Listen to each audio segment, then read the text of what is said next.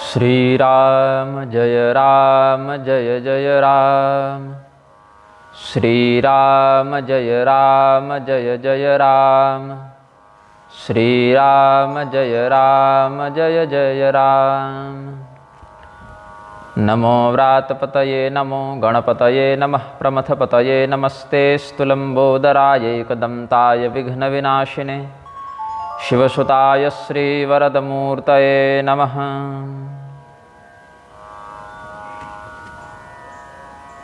नीलाम्बुजश्यामलकोमलाङ्गं सीतासमारोपितवामभागं पाणौ महासायकचारुचापं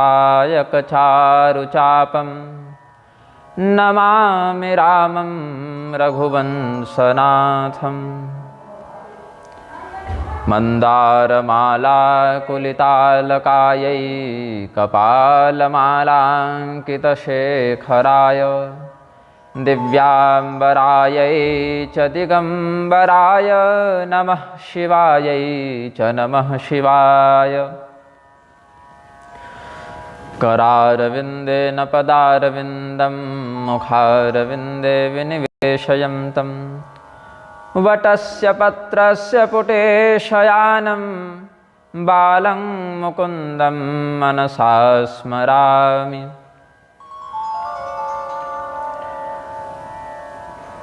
त्वं वैष्णवी शक्तिरनन्तवीर्या विश्वस्य बीजं परमासि माया सम्मोहितं देवि समस्तमेतत्त्वं वै प्रसन्ना भुवि मुक्तिहेतुः। हृत्पुण्डरीकान्तरसन्निविष्टं स्वतेजसा व्याप्तनभोऽवकाशम् अतीन्द्रियं सूक्ष्ममनन्तमाद्यं ध्यायेत् परानन्दमयं महेशम्। यस्योदये चेह जगत्प्रबुध्यते प्रवर्तते चाखिलकर्मसिद्धये ब्रह्मेन्द्रनारायणरुद्रवन्दितः स नः सदा यच्छतु मङ्गलं रविः।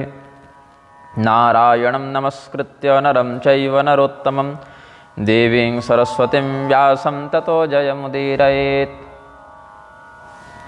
सीतारामगुणग्राम पुण्यारण्यविहारिणौ वन्दे विशुद्धविज्ञानौ कवीश्वरकपीश्वरौ। प्रेम से बोलिए आनंदकंद भगवान की जय। श्री सीतारामचंद्र भगवान की जय। उमापति महादेव की जय। श्री हनुमान जी महाराज की जय। श्री गोस्वामी तुलसीदास जी महाराज की जय।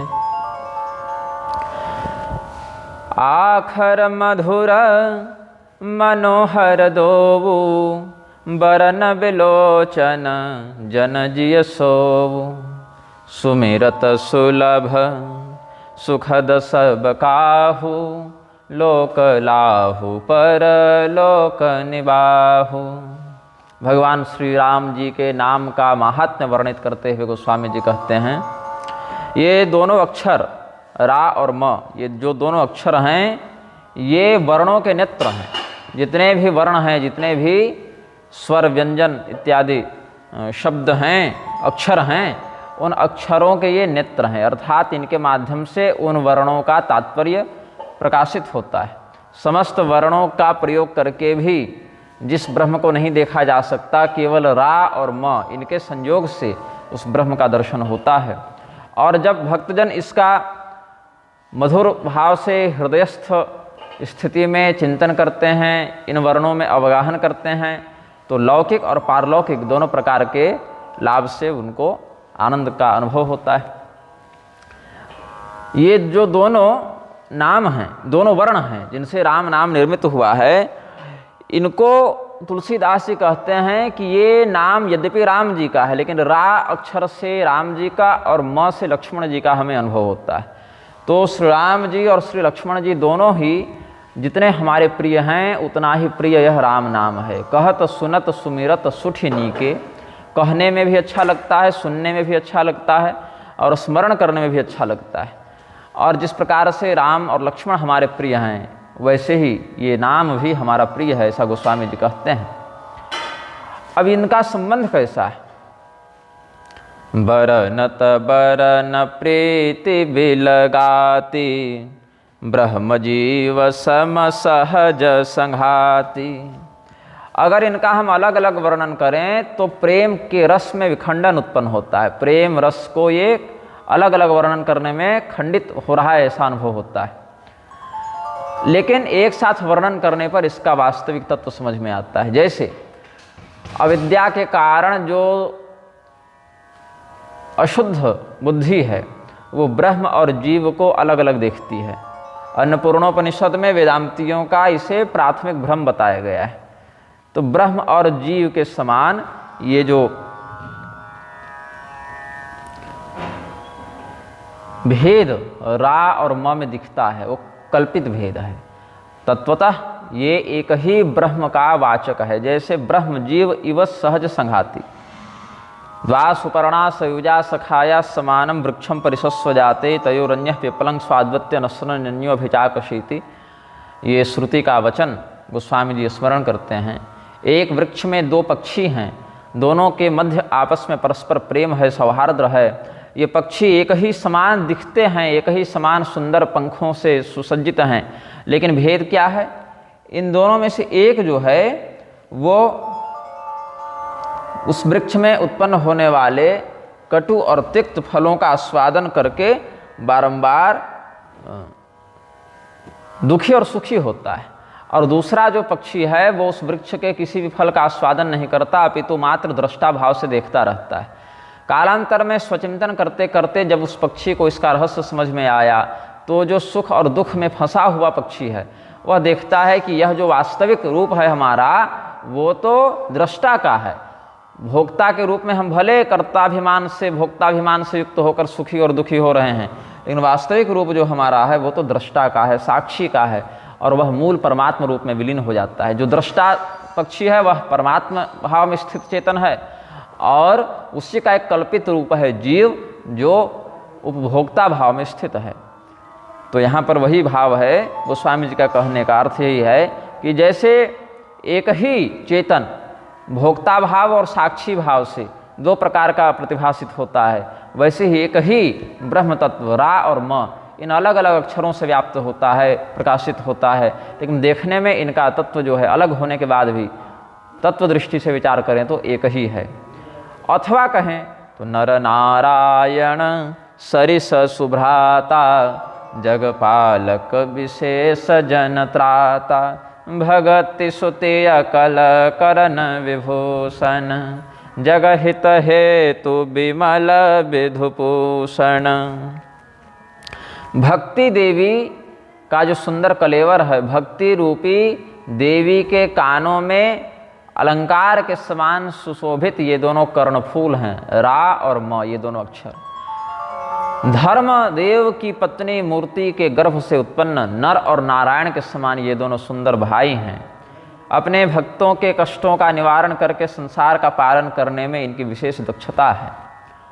संसार का हित करने के लिए जैसे आकाश में सूर्य देव और चंद्रदेव हैं, वैसे ही भक्तों का हित करने के लिए निर्मल हृदयाकाश में रा और म ये दोनों वर्ण विद्यमान हैं। शिव संहिता का स्मरण करते हैं यहाँ पर। मुक्ति स्त्री कर्णपूरौ मुनि हृदय पय पक्षते तीर भूमि संसारा पार सिंधो कलिकलुषतमस्तोम सोमार्क बिंबौ प्रत्युन्मेलत्पुरा पुंजद्रुम दलित दले लोचने च श्रुतीना कामं रामेति वर्णौ शमिह कलयतां संततं सज्जनानां।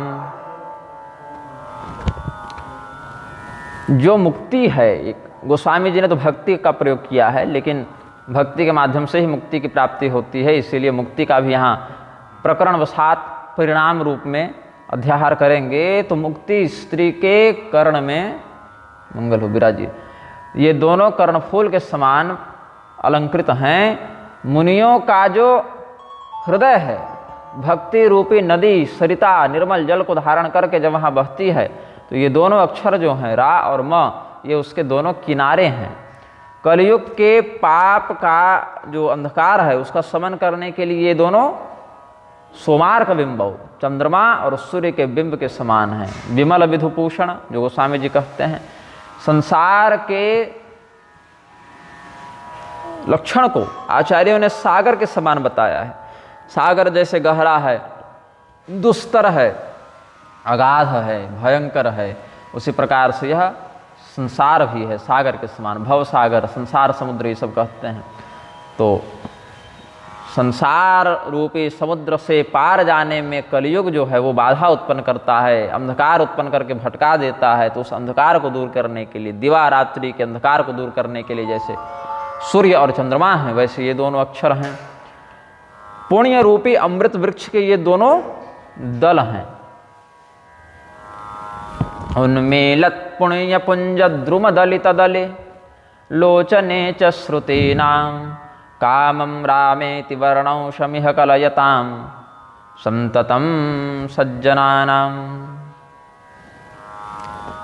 संतों के आनंद की अभिवृद्धि करते हुए, अब कोई वृक्ष लगाते हैं तो पहले वो अंकुर बनता है, फिर 2 भागों में प्रस्फुटित होता है, फिर आगे बढ़ता है। वैसे ही पुण्य को प्रदान करने वाला जो अमृत वृक्ष है उसके ये दोनों दल हैं। समस्त वेदों के जो तात्पर्य को प्रकाशित करने में समर्थ लोचन है, वही ये दोनों नेत्र श्री राम नाम में अंकित रा और म ये दोनों वर्ण हैं। ऐसा गोस्वामी जी शिव संहिता के वचन का आश्रय लेकर अनुग्रह करते हैं। स्वादतोष सम सुगति सुधा के कमठ शेष समधर वसुधा के जनमन मंजु कंज मधुकर से जेह जसो मते हरिहल धर से। और क्या उपमा बताई? मुक्ति, सुगति, उत्तम गति, मोक्ष। मोक्ष का यहाँ उपमान अमृत को बताया। जैसे अमृत को पीने से संतोष और स्वाद दोनों की प्राप्ति होती है, तृप्ति और स्वाद दोनों का अनुभव करता है जो उसका उपभोक्ता है वह। तो राम नाम में स्वाद भी मिलता है साधक को और संतोष भी प्राप्त होता है। और अमृत का पान करने के बाद जैसे अन्य किसी विषय की इच्छा शेष नहीं रहती, वह उस ओर से संतुष्ट हो जाता है व्यक्ति। अमृत का पान करके संतुष्ट नहीं होता, अमृत के पान से बाकी अन्य भोगों की ओर से संतुष्ट हो जाता है। तो ऐसा नहीं कि राम नाम का जप करने से राम नाम से ही संतोष हो जाए तो जपना छोड़ दे, ऐसा नहीं। राम नाम के प्रति तो नित्य पिपासा बनी रहेगी, लेकिन अन्य भोग के ओर से उसका मन हट जाएगा, उधर से संतुष्ट हो जाएगा। तो कैसे?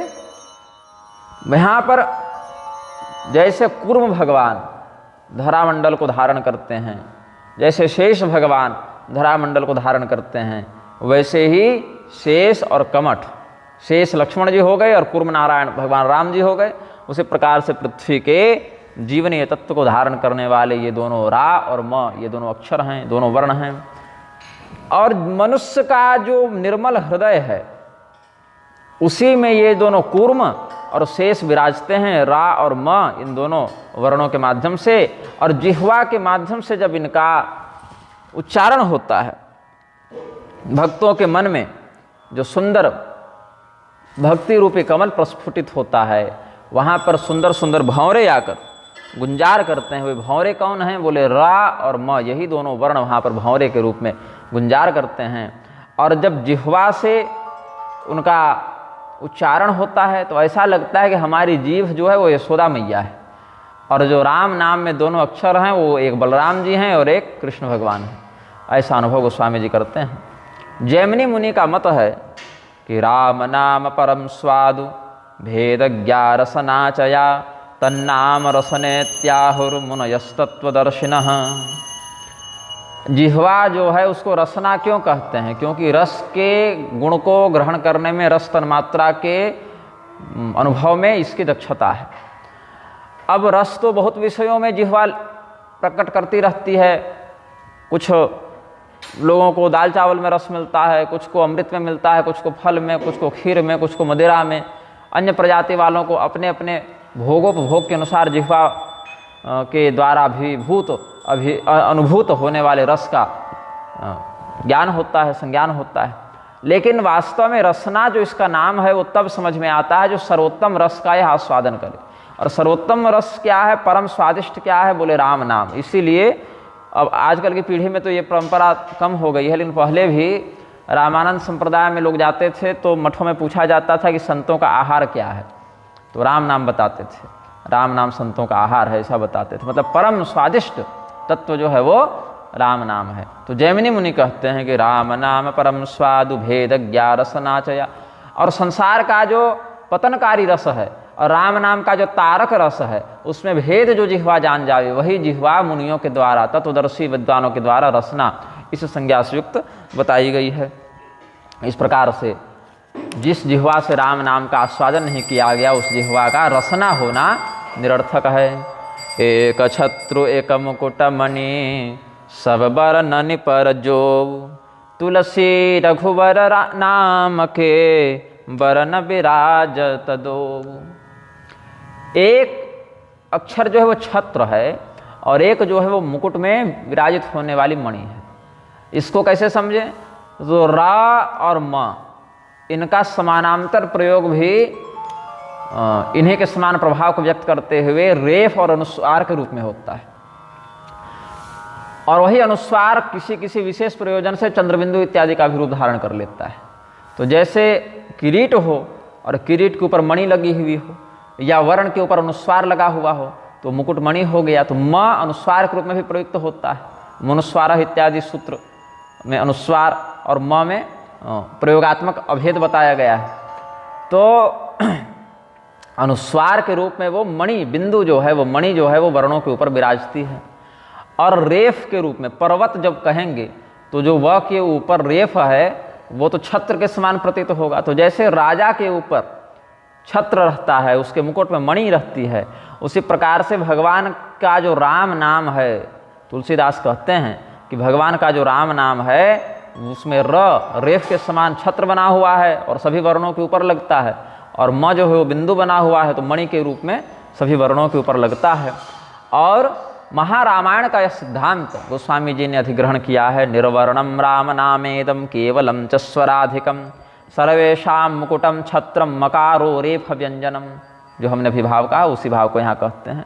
स्वर की अधिकता हो जाए इसमें, रेफ में रकार में स्वर विहीन रकार में आ जोड़ दें तो रा हो जाता है और स्वर रहित अनुस्वार में अगर अयोगवाह इत्यादि संज्ञा भी अनुस्वार की होती है अंग अह की तो उसमें अकार का पूर्ण संयोजन कर दें तो मकार का रूप धारण कर लेता है। तो स्वर युक्त कर देने से उच्चरित होना सरल हो जाता है। लेकिन वस्तुतः ये तो निर्वर्ण ही है और सभी वर्णों के मुकुट के रूप में छत्र के रूप में इसकी प्रतिष्ठा है। समुझत सरिस नाम अरुनामी प्रीति परस पर प्रभु अनुगामी नाम रूप दोवु ईस उपाधि अकथ अनादि सुसामुझि साधि। नाम और रूप में क्या संबंध है? इसमें कहते हैं समुझत सरिस नाम अरुनामी प्रीति परस्पर प्रभु अनुगामी। ऐसे समझने में क्या लगता है कि नाम और नामी, नामी मतलब श्री रामचंद्र जी का साकार विग्रह है, हाथ पैर आँख कान जिसमें दिख रहे हैं वैसा एक शरीर का जो विग्रह बनता है वो, और उस शरीर का जो बोध करा दे वो नाम। तो नाम और नामी दोनों हो गए। एक तो जो नाम है अक्षर है और जिसका नाम है वो व्यक्ति, तो दोनों बातें हो गई। इनमें क्या संबंध है? तो कहते हैं कि जैसे स्वामी के पीछे सेवक चलता है वैसे ही नाम के पीछे नामी चलता है, ऐसा प्रतीत होता है। और इसमें भी एक गोस्वामी जी भाव व्यक्त करते हैं कि नाम के पीछे नामी चलता है। ऐसा क्यों कहे? क्योंकि नाम लेने से नामी आ जाता है। तो पहले तो नाम आया उसके बाद नामी आया। पहले आपने राम नाम का उच्चारण किया फिर भगवान का दर्शन हुआ, भगवान की उपस्थिति हुई। ऐसा तो है नहीं कि भगवान पहले आ गए और नाम बाद में कि आप कौन है बताइए। तो ये तो भक्त का स्वभाव नहीं हुआ। सबरी जी राम नाम जब कितने वर्षों से जप रही थी, नाम पहले आया नामी बाद में आए। हनुमान जी कितने समय से जप रहे थे, विभीषण जी कितने समय से जप रहे थे। नाम पहले आता है और नामी बाद में आता है। उधर सुतीक्ष्ण जी को देखिए, सर्वभंग जी को देखिए। तो नाम जैसे स्वामी के पीछे पीछे सेवक चलता है वैसे ही नाम के पीछे पीछे नामी चलता है। और यद्यपि ईश्वर का वाचन तो नाम और रूप दोनों से हो जाता है, लेकिन उसका जो स्रोत है, उसका प्रारंभ कहाँ से है, उसका महात्म्य क्या है, इसके विषय में कोई व्यक्ति ठीक नहीं बता सकता। नाम रूप की महिमा अनिर्वचनीय है, अनादि है, अनंत है, ऐसा गोस्वामी जी कहते हैं। दुर्गार्थ प्रदीप ग्रंथ का आश्रय लेकर यहाँ एक वर्णन है। नाम चिंतामणि कृष्ण चैतन्य रस विग्रह पूर्ण शुद्धो नित्य मुक्तो भिन्नत्वन्नाम नामिनो। नाम और नामी में अभेद है, क्योंकि नाम बिना नामी के होता नहीं। किसका नाम? तो एक व्यक्ति का परिचय देना पड़ेगा कि इस व्यक्ति का नाम है, और व्यक्ति का अस्तित्व नाम के बिना नहीं, क्योंकि नाम ही नहीं पता है तो आप उसका क्या महत्व जानिएगा। तो पूछेंगे ये कौन है, तो बताया जाएगा इनका ये नाम है। तो नाम और नामी का एक दूसरे के ऊपर आश्रित ही संबंध है। तो इसमें वही भाव व्यक्त करते हैं कि पूर्ण शुद्ध नित्य मुक्त चैतन का जो रसमय तो जो ये है पुलिंग शब्द ही है रस, तो वो भगवान का श्री विग्रह है। यहाँ श्री कृष्ण भगवान के अर्थ में प्रयुक्त किया है ग्रंथकार ने, लेकिन रामायण में राम जी के अर्थ में भी प्रयुक्त हो सकता है ये भाव। और उनका जो नाम है वह चिंतामणि के रूप में है, और इसमें दोनों में नित्य और अभिन्न संबंध है। नाम के बिना नामी और नामी के बिना नाम का अस्तित्व स्वतंत्रतया उस प्रगल्भता के साथ प्रकाशित नहीं होता है। इसीलिए गोस्वामी जी कहते हैं कि को बड़ छोटू कहत अपराधु सुनि गुण भेदु समुझि हहि साधु देखी हहि रूप नाम आधीना रूप ज्ञान नहीं नाम विहीना। नाम बड़ा है कि नामी बड़ा है, इसके विषय में जब झगड़ा होगा तो हम कुछ नहीं कहेंगे। गोस्वामी जी कहे हम अपने मुंह से क्यों कहने जाएं कौन छोटा है कौन बड़ा है। तो महात्मा लोग बैठे हैं और विचार करते रहें कि कौन बड़ा है और कौन छोटा है। तो गोस्वामी जी यहाँ वो सफाई से अपना हाथ पीछे खींच लिए, न कोई बड़ा है भैया और न कोई छोटा है, क्योंकि हमने अभिन्न बता दिया, अकथ अनादि कह दिया। तो हम जब अकथ कह दिए तो क्या कथा कहें फिर उसके विषय में। तो महात्मा लोग अपने अनुसार से देख लें कि कौन छोटा है कौन बड़ा है, क्योंकि चिंतन करने पर दोनों बातें सही लगती हैं। क्योंकि देखिए ही रूप नाम आधीना, रूप का परिचय प्राप्त करने के लिए नाम का आश्रय लेना पड़ता है, और नाम के बिना रूप का ज्ञान नहीं होता। और दोनों बातें अपनी अपनी जगह सही लगती हैं। रूप विशेष नाम बिनु जाने करत लगत न परहि पहचाने। अब रूप है आपके पास, हाथ में कोई मणि रख दिए लेकिन बताया नहीं कि ये क्या मणि है, तो उसका विशेष महत्व समझ में नहीं आता है।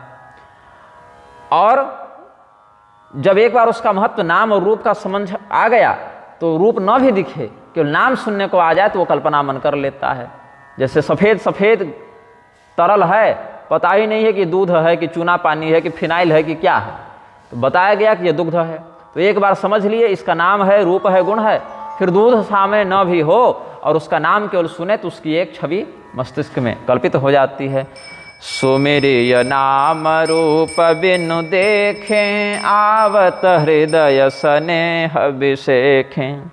नाम रूप अति अकथ कहानी समुझत सुखद न परति बखानी।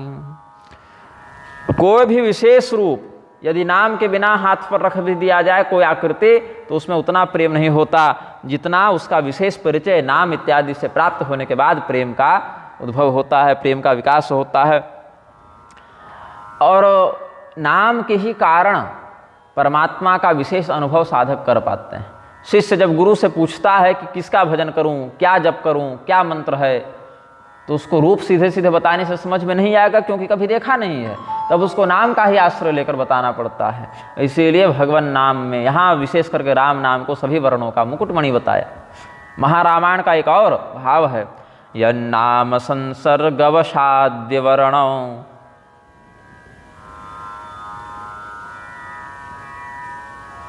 नष्टस्वरौ मूर्ध्निगतौ हसानां तद्राम पादौ हृदि सन्निधाय देहि कथम नोर्ध्वगतिम प्रयाति।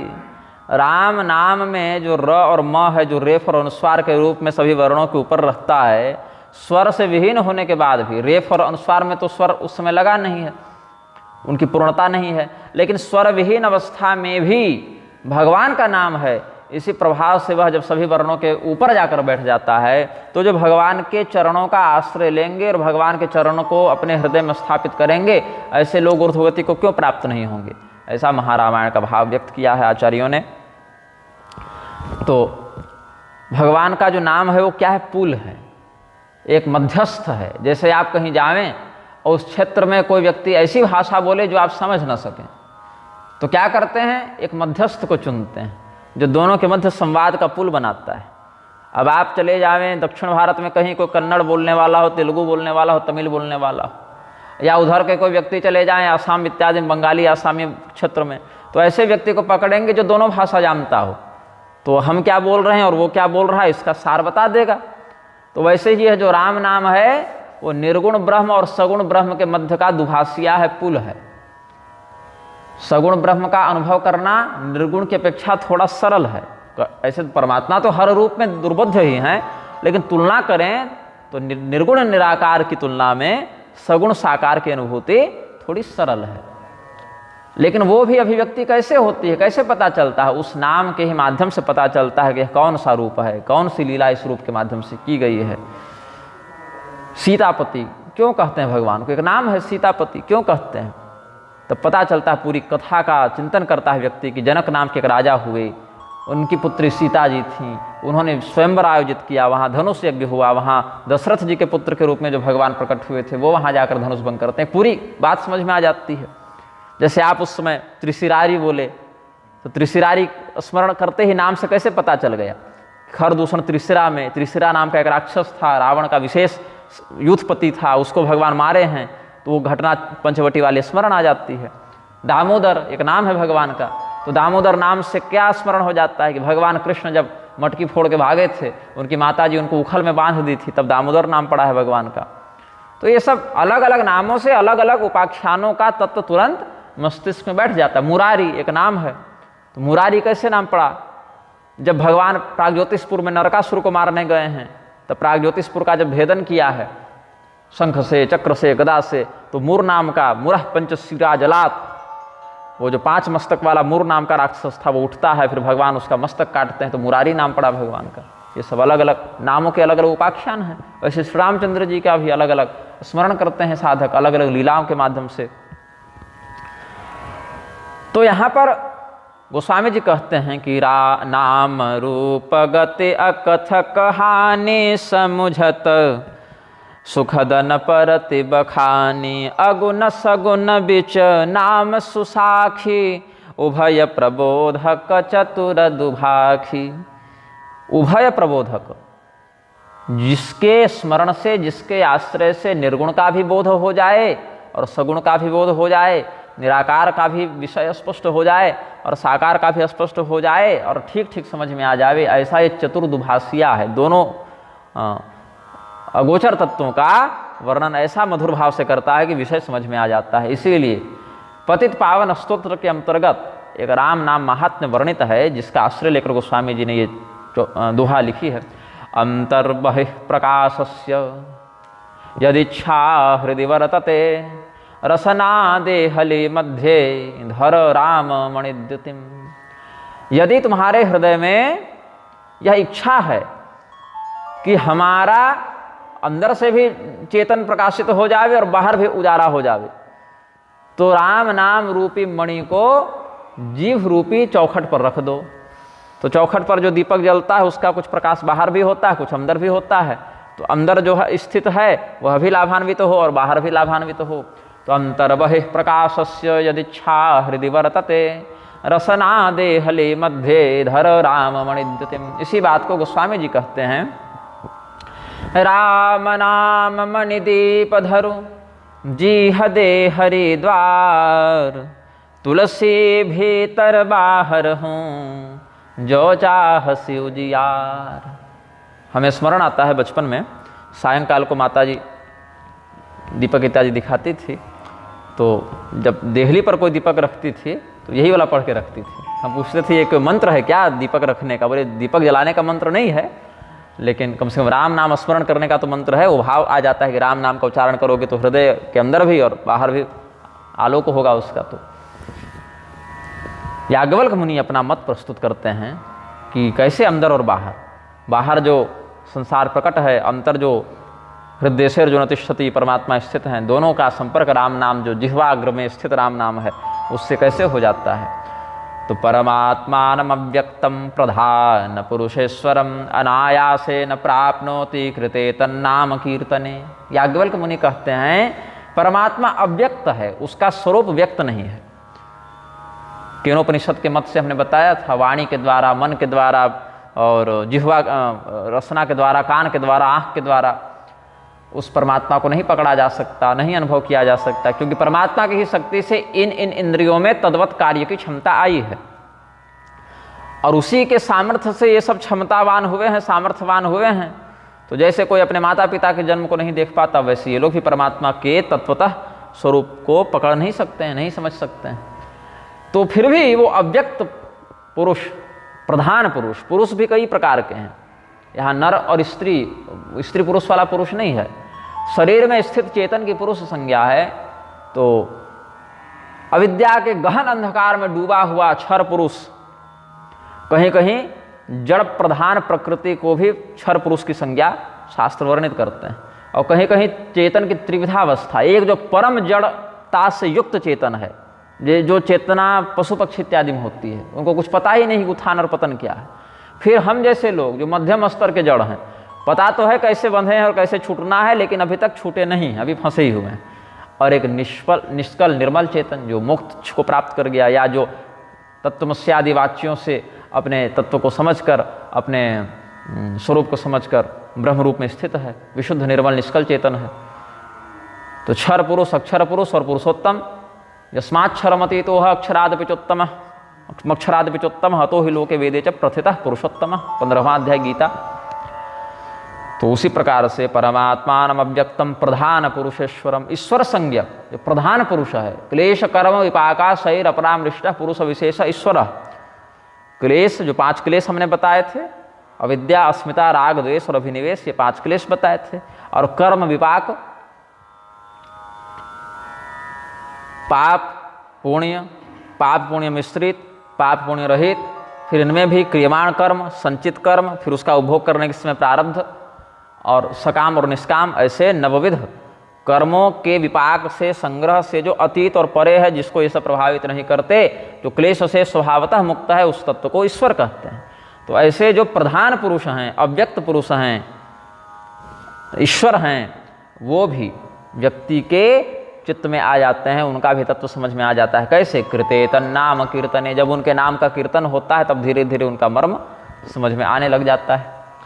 तो नाम जीह जपि जागहि जोगी, बिरति बिरंचि प्रपंच वियोगी, ब्रह्म सुखहि अनुभवहि अनुपा, कथ नामय नाम न रूपा।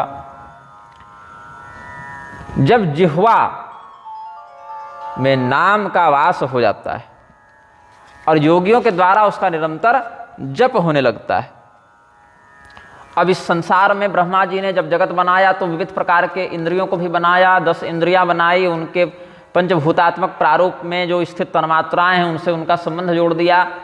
अलग अलग तन्मात्राओं के प्रयोग से अलग अलग ज्ञानेंद्रियां अपना अपना विषय ग्रहण करती हैं, मन तक पहुंचाती हैं, वहाँ संकल्प विकल्प होता है, फिर बुद्धि निर्णय लेती है, फिर अहंकार से उस क्रिया का उद्भव होता है, फिर चित्त में उसकी वृत्ति वास करती है। बहुत उलझा हुआ प्रपंच संसार है। लेकिन इतने उलझे हुई व्यवस्था में जब भगवान का नाम जीभ से उच्चरित होने लगता है तो ये संसार का जो वासना का अंधकार है उसका नाश हो जाता है और दिव्य ब्रह्म सुख का अनुभव होता है। योगी और भोगी में यही अंतर है। भगवान क्या कहते हैं गीता में? या निशा सर्वभूतानां तस्याम जागृति संयमी, यस्याम जागृति भूता निशा निशा पश्यतो मुने। भगवत परायण मुमुक्षु व्यक्ति जब अपना योग साधन पुष्ट करता है, ऐसा योगी जब संसार सोता है तो वो जगता है। अब यहाँ दिन रात की बात तो अलग है कि भाई बढ़िया 3 बजे उठ के भजन कर रहे हैं, जप कर रहे हैं, ध्यान कर रहे हैं, वो अलग बात है। बात यह है कि संसार जगता कहाँ है, मतलब उसकी सक्रियता कहाँ है? भोग में। और वहाँ योगी सोता है, मतलब उसको कोई मन नहीं रहता। और योगी जहाँ जगता है परमार्थ तत्व चिंतन में, वहाँ संसार सोता है। परमात्मा के चिंतन में संसार को रुचि नहीं है, भोगी को रुचि नहीं है, योगी को रुचि है। तो संसार के लिए जो रात्रि है वह योगी के लिए दिन है, और जो योगी के लिए रात्रि है सो संसार के लिए दिन है। जाना चह गूढ़ गति जेवु, नाम जीह जप जानहि तेवु। साधक नाम जपहि लव लाए, हो ही सिद्ध अनिमादिक पाए। अब जो व्यक्ति अंतःकरण से भगवान का अहर्निश जप करता है, महिमा को जानता हुआ जपे या बिना जानता हुआ जपे, शुरू में जब नाम जपता है तो महिमा थोड़ी जानता है, गुरुजी ने कह दिया या अच्छा लगने लगा या थोड़े संस्कार थे तो आकर्षण बना तो जपने लगा। लेकिन हर व्यक्ति जो नाम जप रहा है, आवश्यक नहीं कि वह नाम की महिमा को भी समझ रहा है। धीरे धीरे करके जब उसके प्रारब्ध का नाश होता है, पुण्य का संचय होता है, तो भक्ति धीरे धीरे और प्रखर होती है और प्रबल होती है, तो नाम का महत्व भी उसको समझ में आने लगता है। और जो लोग परमात्मा यज्ञानाम जप यज्ञोस्मि, भगवान ने कहा है सभी यज्ञों में सबसे उत्तम यज्ञ क्या है? जप यज्ञ है। मेरे नाम का, मेरे विहित मंत्र का स्वसंप्रदाय परंपरानुसार जप करो। तो यहाँ पर जप को ही गोस्वामी जी ने क्या कहा कि जी नाम जी ह जपि जान ही तेऊ, उस दुर्गम्य दुर्बोध्य परमात्मा के तत्व को भी जप यज्ञ के माध्यम से साधक जान लेते हैं। और जब लय लगाकर बिना किसी बाधा के, बिना किसी खंडन के जब साधक जपता है तो जो जो चाहता है वो सब उसके कार्य सिद्ध होने लगते हैं, चाहे वो सांसारिक कार्य हो, चाहे पारलौकिक कार्य हो, चाहे सिद्धि चमत्कार का विषय हो। जिह्वयाप्यंतरेणैव राम नामं जपन्ति ये, ते च प्रेमा परा भक्त्या नित्यं राम समीपकाः। राम नाम जपन्ति ये, नाम शब्द नपुंसक लिंग में आता है। तो क्या नपुंसक लिंग व्याकरण का विषय बता रहा हूँ, नपुंसक नहीं कह रहा हूँ। स्त्रीलिंग, पुल्लिंग, नपुंसक लिंग, जैसे राम शब्द जो है वो पुल्लिंग में आता है, रामः रामो रामा। देवता शब्द हम लोग पुल्लिंग समझते हैं, लेकिन संस्कृत में स्त्रीलिंग में है देवता शब्द, लता के समान, देवता देवते देवता। ये व्याकरण का विषय हो गया स्वामी जी, मैं नाम को नपुंसक नहीं कह रहा हूँ, वो नपुंसक लिंग है। जैसे फल एक शब्द है व्याकरण में, तो फलम फले फलानी चलता है, तो नाम नामनी नामानी चलता है। चक्षु चक्षुषी चक्षुंसी, नेत्र भी, चक्षु शब्द जो है वो भी नपुंसक लिंग में आते हैं। जगत भी नपुंसक लिंग है, चिंता मत कीजिए, जगत जगती जगंती, जगत जगती जगंती चलता है।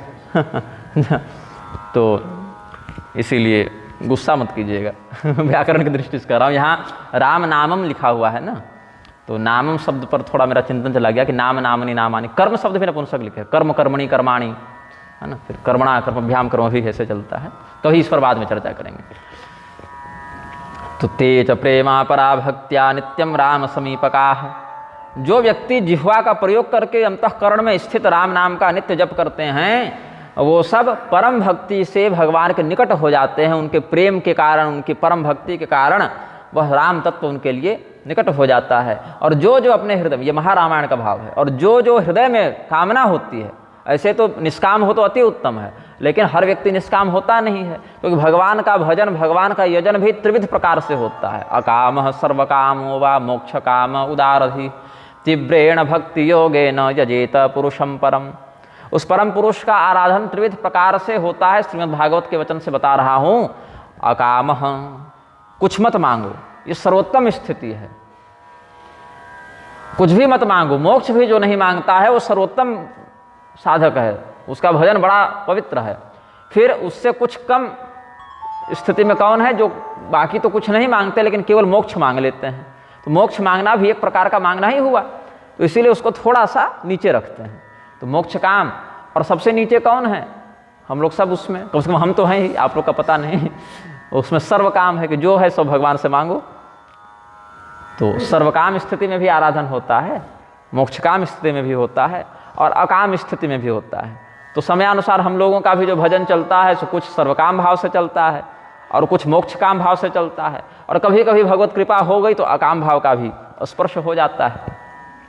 तो सम्मोहन तंत्र में कहते हैं भगवान विष्णु का भक्त, वहाँ विष्णु प्रकरण चल रहा है इसीलिए, यद्यपि ये श्लोक शिव भक्तों के लिए भी स्वसंप्रदाय में मान्य है, शाक्तों के लिए भी भगवती के भोगस्य मोक्षस्य करस्थे व ये सब वचनों से। तो मारणम मोहनम चैव स्तंभनोच्चाटनादिकम यद्यद वांछति चित्तेन तत्तत् प्राप्नोति वैष्णवः। मारण, मोहन, वशीकरण, उच्चाटन, स्तंभन, ये सारा काम भगवान के नाम के प्रताप से हो जाता है। अगस्त संहिता में ये सब विधान दिया हुआ है, जयाख्य संहिता में, अगस्त संहिता में, और श्रीराम तापनीयोपनिषद में ये सब विधान दिए हुए हैं। पूछने मत आइएगा कैसे वशीकरण, मारण, मोहन होता है, बताऊंगा नहीं। राम नाम का प्रयोग केवल मोक्ष के लिए। हनुमान जी डांटे हैं कि भगवान का नाम किसी और कामना के लिए मत लो। बाकी कोई काम ना है तो हमको याद करो, हम सारा काम बना देंगे, भगवान को कष्ट मत दो। ये हनुमान जी का उद्घोष है वेदों में। अन्य किसी कार्य के लिए राम नाम का प्रयोग खबरदार जो तुमने कर दिया, केवल मोक्ष के लिए भगवान को पुकारो, और बाकी जितना इधर उधर का बवंडर बवाल है सो हमारे पास आकर सौंप दो, उसको हम देख लेंगे। ये हनुमान जी का उद्घोष है। जपे नाम जन आरत भारे, मिटहे कुसंकट होहि सुखारे, राम भक्त जग चारि प्रकारा, सुकृति चारे वो अनघ उदारा। अब गोस्वामी जी थोड़ा महाभारत की ओर मुड़े, अब थोड़ा कुछ महाभारत का भाव ग्रहण करते हैं। महाभारत में विष्णु सहस्त्रनाम है और महाभारत में श्रीमद् भगवद गीता भी है। तो एक भाव विष्णु सहस्त्रनाम से लिया और एक भाव गीता से लिया। हर शास्त्र से, ग्रंथ से कुछ कुछ मोती चुनकर उन्होंने पिरोया है। तो जपहि नाम जन आरत भारे, मिटहि कुसंकट होहि सुखारी, रोगार्तो मुच्यते रोगात्, बद्धो मुच्येत बंधनात्, भयान मुच्येत भीतस्तु मुच्येत आपन्नापतः। जो रोगी है वो भगवत नाम संकीर्तन से रोग से मुक्त होता है। वो बड़े महाराज बता रहे थे ना, कोरोना में कोई 4 व्यक्ति यहाँ आए थे 2 साल पहले, मरते हुए आए थे। वो डॉक्टर जवाब दे दिया था, तो महाराज जी बोले कि बच्चा जब डॉक्टर जवाब दे दिया है तो राम नाम का आसरा बचा तो राम नाम करो। वो बच गए। तो फिर बाद में महाराज जी ने कहा कि अब अखंड करवाओ, तो 5 दिन अखंड करवाए थे, बता रहे थे हमको। हम भी उस अखंड में सेवा करते थे, उस कीर्तन में। और कोई व्यक्ति निर्दोष है, बंधन में पड़ गया है, तो उसका भी उद्धार हो जाता है। कैसे हुआ उद्धार? तो जैसे जरासंध ने 20,800 राजाओं को जो अपने गिरिव्रज के पर्वतों की कंदरा में कैद करके रखा था, तो भगवान ने जरासंध का वध करवाया भीमसेन से और इधर उद्धार करवाया। और भौमासुर ने जो 16,100 कन्याओं को बंदी बनाकर रखा था उनको छुड़वाया। ये सब है। मैदानों का लड़का था व्योमासुर, वो भगवान के ग्वाल बालों को जाकर गुफा में बंद कर देता था, तो वहाँ से भगवान ने निकाला। तो बंधन में पड़े व्यक्ति का भी भगवान उद्धार करते हैं, और संसार रूपी बंधन से भी जो भव बंधन में पड़ा है उसका भी मोक्ष हो जाता है। और भी किसी प्रकार का कोई भय हो जीवन में, और भी किसी प्रकार की कोई आपत्ति हो, तो भगवान नाम संकीर्तन से, स्मरण से वो दूर हो जाता है। लेकिन उस नाम में निष्ठा होनी चाहिए। अब ये नहीं कि ट्राई कर रहे हैं कि हाँ 10 बार राम नाम जपे, अभी तक बेल का पास नहीं हुआ कोर्ट से, कैसे, ऐसा परीक्षण नहीं करना है। विधि पूर्वक करना है, निष्ठा से करना है। उसमें भी ये ध्यान रखना है कि यदि हमारे प्रारब्ध में बंधन में पड़ा ही रहना लिखा है तो भगवान को यही अभिष्ट हो सकता है। क्योंकि ऑपरेशन करने के समय दर्द हो सकता है मरीज को, लेकिन वो दर्द क्षणिक होता है, 2-4-10 दिन के लिए होता है वो कष्ट, और बाद में रोग निवारण हो जावे, ट्यूमर निकल जावे तो सुख हो जाता है बाद में। तो हो सकता है भगवान हमारे किसी पाप का दंड हमको इस रूप में दे रहे हो, रोग के रूप में, भय के रूप में, बंधन के रूप में, और भगवान का वह दंड भी अनुग्रह है। वरेण तुल्य, भगवान का क्रोध भी श्रेष्ठ होता है। तो इसीलिए उसको समझना चाहिए भगवान हमारा पाप टाल रहे हैं, काट रहे हैं, प्रारब्ध चक्र से भगवान हमको जल्दी दूर कर रहे हैं। संतों के जीवन में अपार अपार कष्ट आए हैं, तो संतों ने इसको क्या समझा है? ये भगवान का अनुग्रह है। अनुग्रह मन्यमान, नारद मुनि कहते हैं, ये भगवान की कृपा है ऐसा। और भगवान के 4 प्रकार के भक्त कौन हैं? राम भगत जग चारि प्रकारा, सुकृति चार्यो अनघ उदारा। श्रीमद् भगवद गीता का भाव, चतुर्विधा भजन्ते माम जना सुकृतिनोर्जुन, आर्तो जिज्ञासुरर्थार्थी ज्ञानी च भरतर्षभ। राम भगत जग चारि प्रकारा कहाँ है? गीता में। चतुर्विधा भजन्ते माम, और कैसे हैं? तो सुकृति हैं और पवित्र हैं, तो जना सुकृतिनोर्जुन। ये 4 प्रकार के भक्त कौन है भगवान के? आर्त भक्त है, अर्थार्थी भक्त है, जिज्ञासु भक्त है और ज्ञानी भक्त है। और ये 4 प्रकार के भक्त भगवान को प्रिय हैं। भगवान अपनी ओर से कुछ वैसा नहीं कहते कि चलो 10 आर्त भक्त आए हैं और एक अर्थार्थी आया है तो इसको पहले इसकी फाइल देखेंगे, उनके बाद में देखेंगे। ऐसा कोई वहाँ भेदभाव नहीं है। हर प्रकार के भक्त भगवान का ही भजन कर रहे हैं, इसीलिए भगवान के प्रिय हैं। तो इनके भजन की शैली क्या है? जो आर्त भक्त है वो सबसे सामान्य भक्त होता है, सबसे क्या कहते, प्राथमिक स्तर का वो भक्त है कि प्रभु बड़ा कष्ट है जीवन में, तो इस कष्ट से आप हमें बचाइए, ये उसका भाव रहता है। तो भगवान उसको कष्ट से बचाते हैं। हाँ, इतना अवश्य है कि उस कष्ट में पड़े हुए व्यक्ति को इतना होश है कि कष्ट के निवारण के लिए पुकारना किसको है, तो भगवान की शरण में जाता है, भगवान उसका उद्धार करते हैं। फिर एक अर्थार्थी भक्त होता है, उसके जीवन में कोई कष्ट तो वैसा नहीं है, लेकिन इच्छाएं हैं कुछ कि ये भी हो जाता, वो भी, कुछ पैसा हो जाता, कुछ नौकरी लग जाती, कुछ बिजनेस चमक जाता या कुछ स्वास्थ्य सुधर जाता। ऐसे स्वास्थ्य वाले अधिकांश आर्त में आते हैं, लेकिन विशेष में और थोड़ा बॉडी बन जाती, सुंदर हो जाते, और कुछ विशेष संपदा की आशा है, तो ये सब अर्थार्थी भक्त होते हैं। इनकी इच्छाएं बड़ी होती हैं, लेकिन इनको पता है कि अपनी इच्छाओं के लिए किसको पुकारना है, तो भगवान का भजन वो अर्थ प्रधान वृत्ति से करते हैं, तो अर्थार्थी भक्त हैं ये। फिर जिज्ञासु भक्त होते हैं, उनके जीवन में न कोई विशेष दुख है, न कोई विशेष इच्छा है, बस भगवान क्या हैं, कैसे हैं, उनके रूप को, उनके तत्व को, उनके महत्व को जानने का एक भाव है, जिज्ञासा है। तो भगवान सदगुरु से भेंट करा के उसकी जिज्ञासा का शमन कर देते हैं, या अति विशिष्ट भक्तों को स्वयं भी उपदेश दे देते हैं।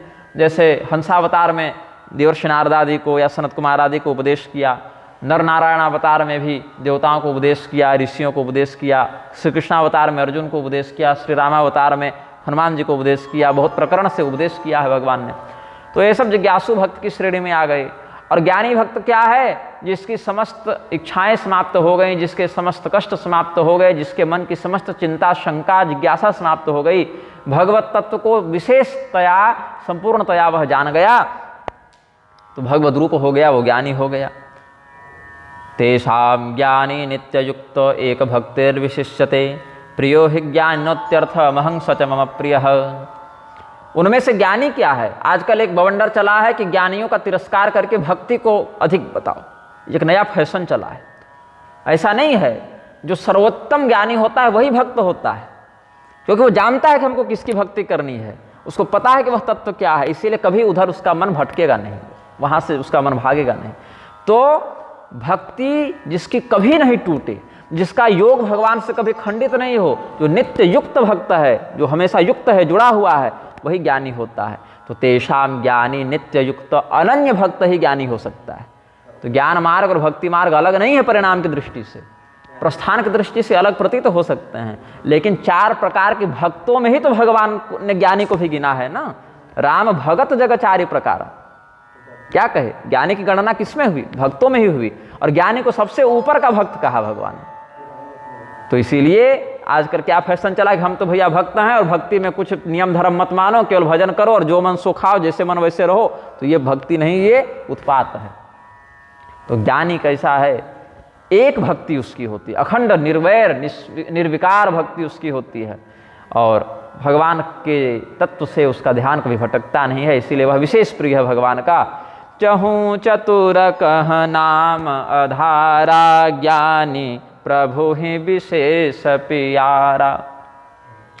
चारों युगों में भगवान का जो नाम है उसका प्रभाव समान है। भगवान का नाम का प्रभाव ऊपर नीचे घटता बढ़ता नहीं है, लेकिन कलयुग के लोगों के लिए इसका प्रभाव विशेष इसीलिए दिखता है क्योंकि दूसरा कोई उपाय उतना प्रभावी नहीं है।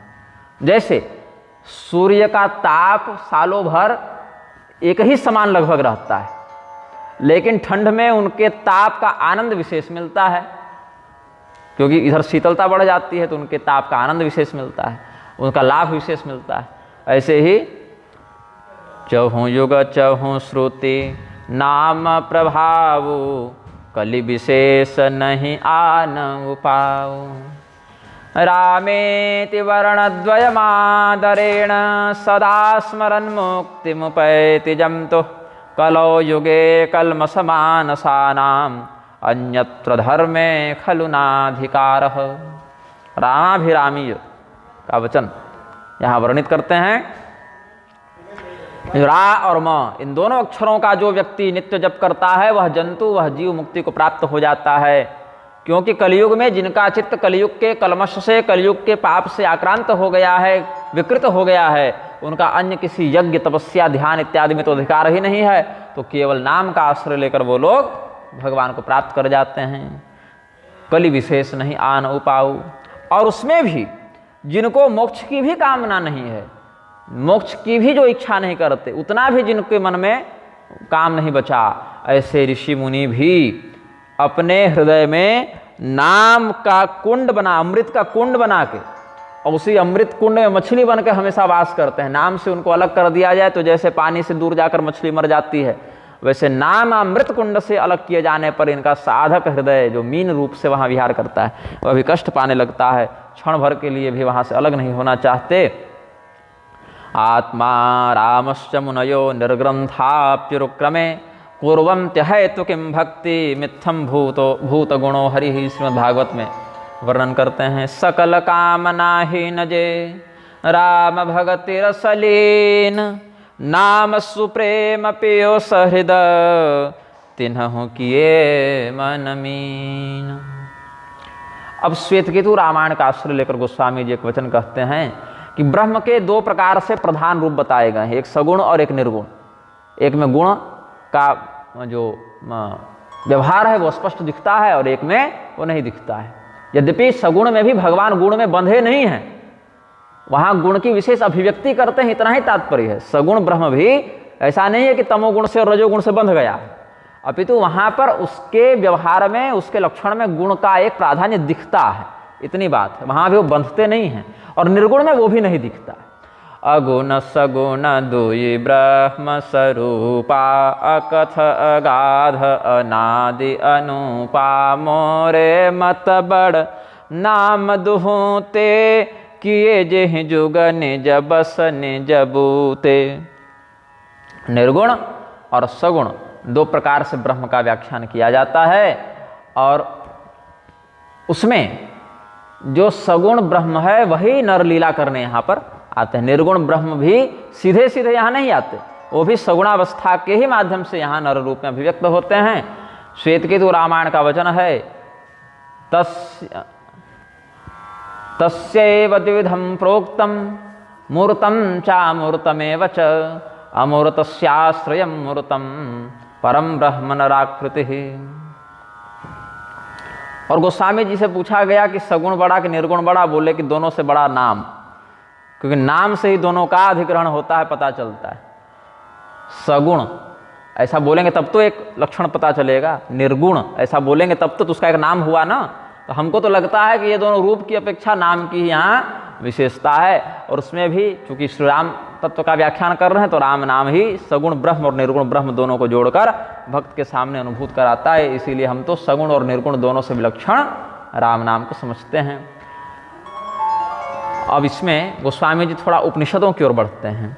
प्रौढ़ सुजन जनि जानहि जन की, कहूँ प्रतीति प्रीति रुचि मन की। अब सज्जन लोग इसको ऐसा ना समझें कि हम गोस्वामी जी तुलसीदास जी जो हैं सो मन से कुछ कल्पना करके बात कह रहे हैं। हम जो बात कह रहे हैं वो बिल्कुल सोचकर समझकर जो वैदिक सिद्धांत है उसके अनुरूप कह रहे हैं। क्योंकि एक दारुगत देखिय एकु, पावक समजुग ब्रह्म विवेकु। निर्गुण ब्रह्म और सगुण ब्रह्म में क्या अंतर है? तो जैसे लकड़ी के अंदर आग होती है लेकिन आप लकड़ी को पकड़ेंगे तो नहीं जलेंगे, लकड़ी अपने अपने भी नहीं जलती है, लेकिन वहीं उसका विधिपूर्वक घर्षण कर दिया जाए तो उसके अंदर से वो अग्नि प्रकट हो जाती है तब तो निकली। लेकिन जिस रूप में है वो अभिव्यक्त रूप नहीं है, अव्यक्त रूप है। तो अव्यक्त रूप की जो दाहिका शक्ति वाली आग है वो लकड़ी में रहते हुए पर भी अनुभूत नहीं होती है, निर्गुण का एक लक्षण समझ लीजिए। और जब उसका घर्षण, उसका चिंतन विधिवत किया जाता है अथवा जब उसमें पर्याप्त ताप का गुण आ जाता है तो उसकी अभिव्यक्ति हो जाती है। अव्यक्तावस्था से अभिव्यक्तावस्था में वह प्रकट हो जाता है अग्नि तत्व। इसी बात को एक ही अग्नि संसार में प्रविष्ट है लेकिन अलग अलग भाव से उसकी अभिव्यक्ति होती रहती है। लकड़ी रगड़ने से भी अग्नि का प्राकट्य हो जाता है, कहीं लोहे को रगड़ने से भी चिंगारी निकल जाती है, और कहीं माचिस बारूद इत्यादि से निकल जाए, कहीं लैटर से निकल जाए, अलग अलग प्रकार से, कहीं ज्वालामुखी बड़वा नल इत्यादि के रूप में भी वह अग्नि प्रकट है, कहीं आकाश से वज्रपात हो सूखी घास पर वहाँ आग लग जाए, या किसी वृक्ष इत्यादि में आग लग जाए, कहीं बांस के रगड़ाने से जंगल में दावानल लग जाए, अलग अलग प्रकार से, कहीं मांत्रिक विधान से भी, मंत्र से भी अग्नि का आवाहन करके साधक लोग अग्निवेताल इत्यादि को उपासक प्रकट कर देते हैं। तो अग्निर्यथैको भुवनम प्रविष्टो रूपम रूपम प्रतिरूपो बभूव। जिस प्रकार से अग्नि तत्व संसार में प्रविष्ट होकर अलग अलग निमित्तों के बहाने प्रकट हो जाता है, वैसे ही परमात्मा भी संपूर्ण संसार में प्रविष्ट होने पर भी जहाँ जहाँ उस तत्व का विशेष चिंतन हो, मानसिक घर्षण हो, वहाँ वहाँ उसकी अभिव्यक्ति हो जाती है। इसीलिए न हिरण्यकशिपु को पूछा था कि कहाँ है तेरा भगवान?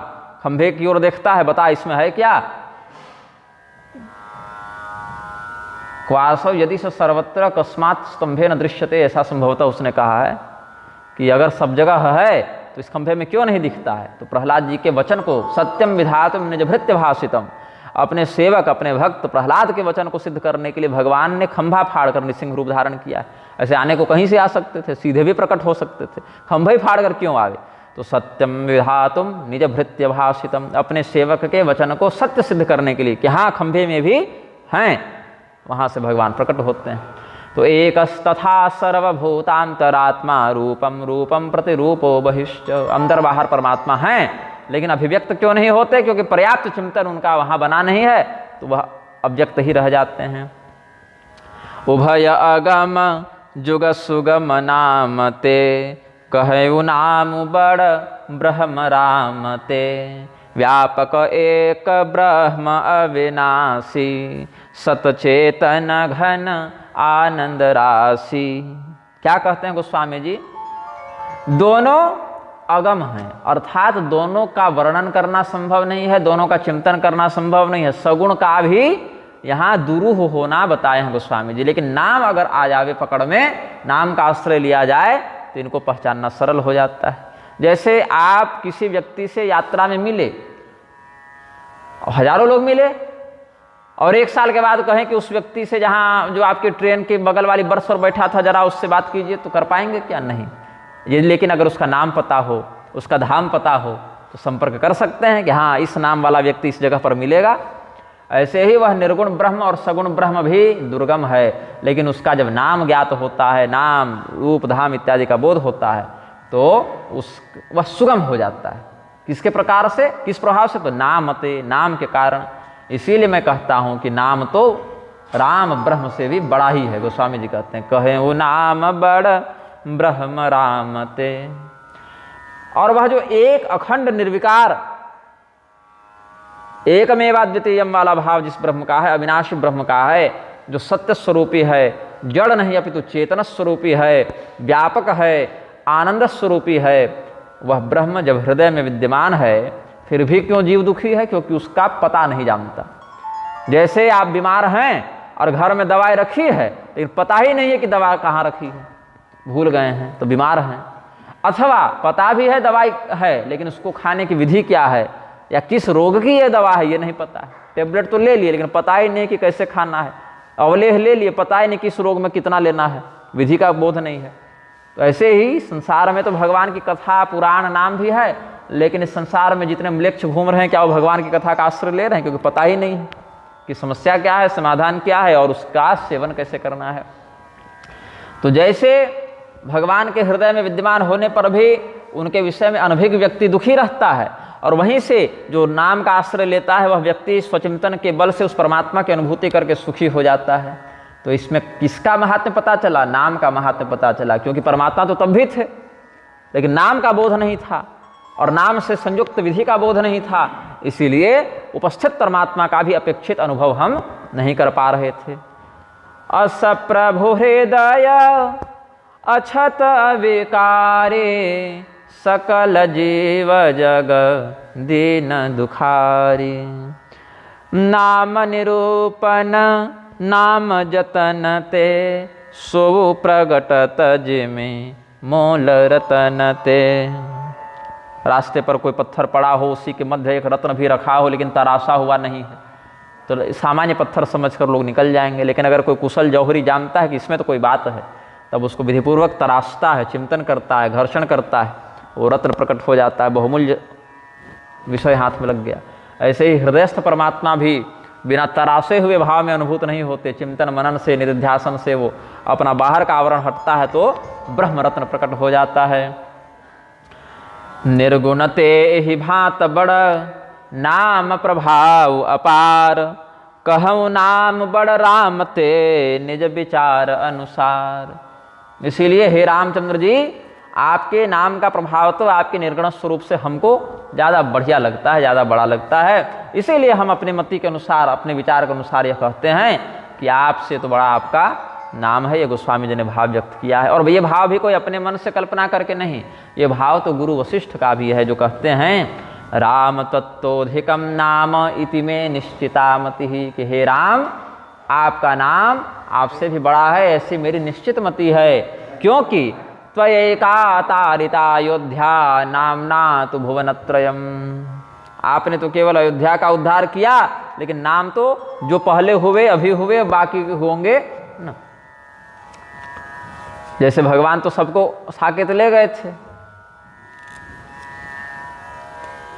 लेकिन आगे पीछे आने वालों को भगवान का प्रत्यक्ष लाभ नहीं मिल पाया था। लेकिन नाम के प्रभाव के कारण भगवान के प्रत्यक्ष उपलब्ध न होने के बाद भी हम लोग कल्याण का आश्रय ग्रहण करते हैं, कल्याण को प्राप्त करते हैं। आगे से थोड़ा भ्रमण करेंगे।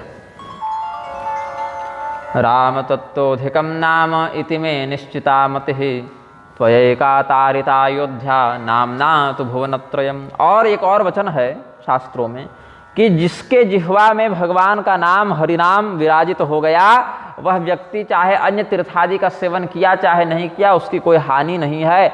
वो तो जिह्वाग्र में बसने वाले हरिनाम के प्रभाव से स्वयं तीर्थ रूप ही हो गया है। न गंगा न गया काशी न सेतुर न च पुष्करम जिह्वाग्रे वर्तते यस्य हरिरित्यक्षरद्वयम्। इस प्रकार से। अथवा ऋग्वेदोऽथ यजुर्वेदः सामवेदो ह्यथर्वणः अधीतास्तेन येनोक्तम हरिरित्यक्षरद्वयम्। जिसने हरि हरि हरि ऐसे अक्षरद्वय का उच्चारण कर लिया, समझ लेना चाहिए कि चारों वेदों का जो सार है वो उसको प्राप्त हो गया। उसने समस्त वेदों के अध्ययन का जो फल है वह प्राप्त कर लिया। अश्वमेधादिभिर्यज्ञैर् नरमेधैः सदक्षिणैः याजितं तेन येनोक्तं हरिरित्यक्षरद्वयम्।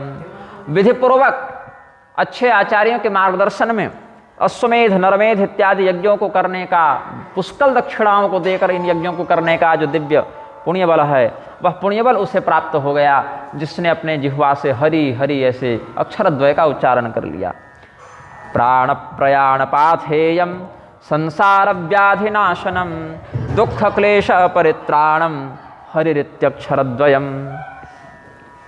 जब व्यक्ति के प्राणों का प्रयाण होता है तो यहाँ से वह कुछ भी लेकर नहीं जाता, तो इसके साथ साथ कौन जाता है? भगवान का जो नाम ये जपता है वही नाम इसकी रक्षा करते हुए आगे जाता है। तो जैसे आप कहीं यात्रा में जाते हैं, जब आप यात्रा में कहीं जाते हैं तो मार्ग में पाथे लेकर चलते हैं, खाना पीना लेकर चलते हैं। तो साधकों के परलोक यात्रा में कौन सा तत्व पाथे का कार्य करता है?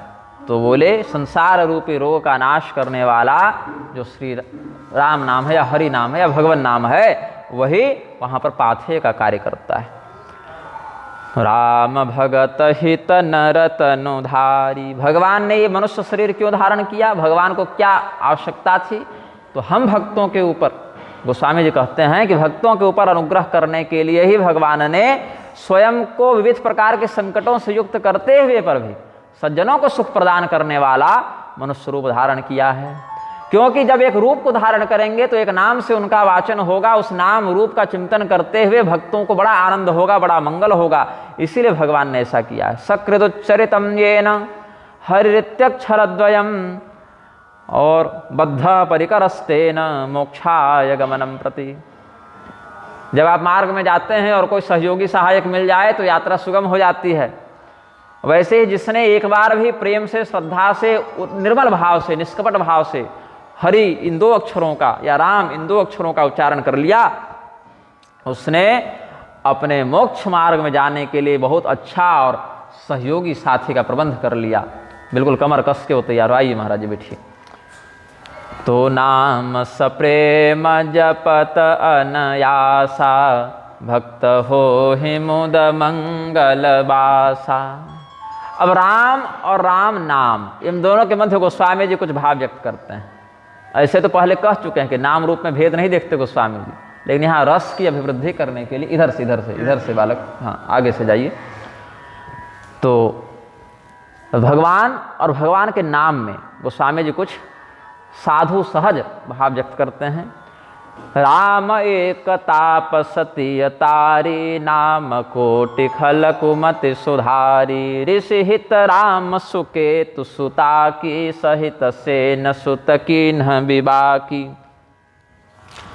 सहित दोष दुख दास दुरावा दलई नाम जिमिर बिनिसिना दुरासा दलई नाम जिमिर बिनिसिनासा सहित दोष दुख दास दुरासा दलई नाम जिमिर बिनिसिनासा भंजो राम आप भव चापु भव भय भंजन नाम प्रतापु दंडक बन प्रभु कीन्ह सुहावन जनमन अमित नाम किए पावन निश्चर निकर दले रघुनंदन नाम सकल कलि कलुष निकंदन।